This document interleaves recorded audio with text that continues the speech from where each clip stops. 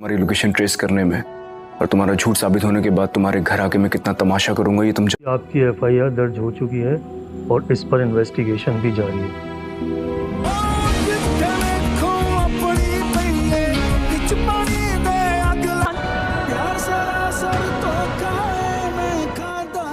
दिमाग खराब हो गया है। अभी तो सिर्फ पेपर्स फाड़े मैंने। मेरी बात का यकीन कर, मैं सच कह रही हूँ। मैं सच कह रही हूँ। मैं किसी के साथ नहीं गई थी, मैं कुछ नहीं जानती। यार बकवास कर रहा हूँ।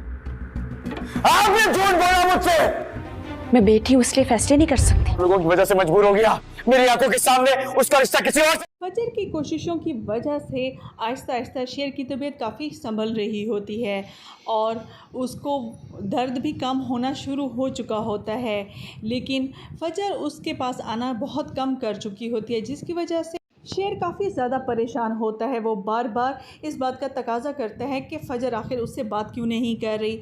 आखिर उसके इसरार करने पर उसका मुलाजिम फ़जर से बात करवा ही देगा, लेकिन फ़जर उसे कहेगी कि वो अभी सब्र से काम ले, क्योंकि उस पर नज़र रखी हुई है और उस पर एफ़आईआर दर्ज भी हो चुकी है। इसलिए वो नहीं चाहती कि कोई भी शेर तक पहुंच सके और तुम्हारी जान को भी ख़तरा है, इसीलिए तुम अभी मुझसे राब्ते में बिल्कुल भी ना आना।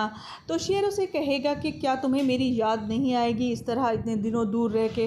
तो वो यही कहेगी आएगी तो सही, लेकिन तुम्हारी ज़िंदगी के लिए ये सबसे ज़्यादा ज़रूरी है कि तुमसे राब्ता बिल्कुल ही ख़त्म कर दिया जाए। दूसरी तरफ तहमीना बेगम सब ख़ानदान वालों के सामने ऐसे पोज करेगी कि जैसे उसे शेर की बहुत ज़्यादा फ़िक्र है और ख़ानदान में से ही किसी ने साजिश करके उसे अगवा करवा कर रखा है और वो सब पर इसीलिए शक कर रही है। वो नहीं चाहती कि किसी का शक भी फजर की तरफ जाए, क्योंकि वो नहीं चाहती कि शेर की ज़िंदगी को फिर से कोई ख़तरा लाहक हो। उसे अच्छी तरह पता है कि बदर ज़मान शेर का दुश्मन है और वो नहीं चाहती कि दोबारा से उसकी